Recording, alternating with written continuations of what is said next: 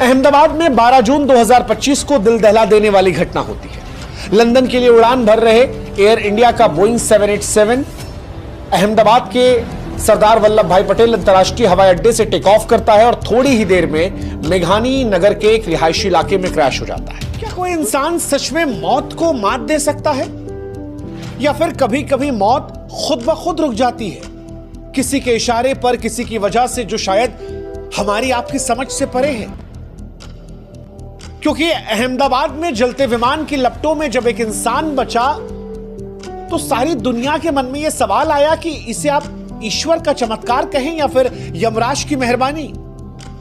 क्या यह किस्मत थी, या सही समय पर सही सीट पर बैठना, या फिर कुछ ऐसा जिसे हम और आप समझ नहीं सकते?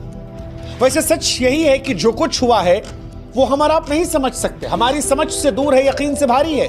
क्योंकि अहमदाबाद में आसमान से जब एक विमान का जलता हुआ मलबा गिरता है तब 241 जिंदगियां राख में तब्दील हो जाती हैं। उनकी पहचान के लिए चेहरे तक नहीं बचे थे। उनकी लाशों को डीएनए टेस्ट करके पहचाना जा रहा है, लेकिन तब एक शख्स आग की गिरफ्त से खुद चलकर बाहर आता है, उस फ्लाइट से जहां पर 241 लोग जलकर स्वाहा हो गए, राख हो गए।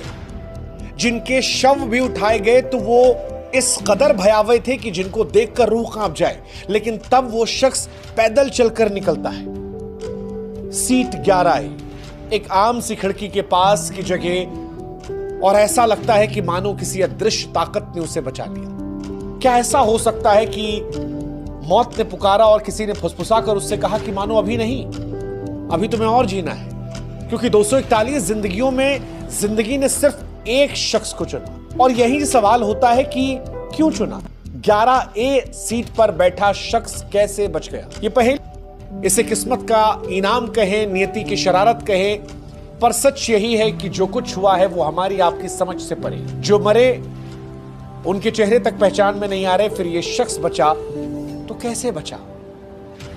क्या मौत का बुलावा कोई टाल सकता है? क्या लिखी हुई तकदीर कोई मिटा सकता है? क्या यह संयोग था कि वो उस वक्त वहां था? ये पहेली है, और इस पहेली को इस वीडियो में हम समझने की कोशिश करेंगे। ये एक जलता हुआ अध्याय है जो राख में दबे इकलौते फूल की खुशबू की तरह जिंदा है।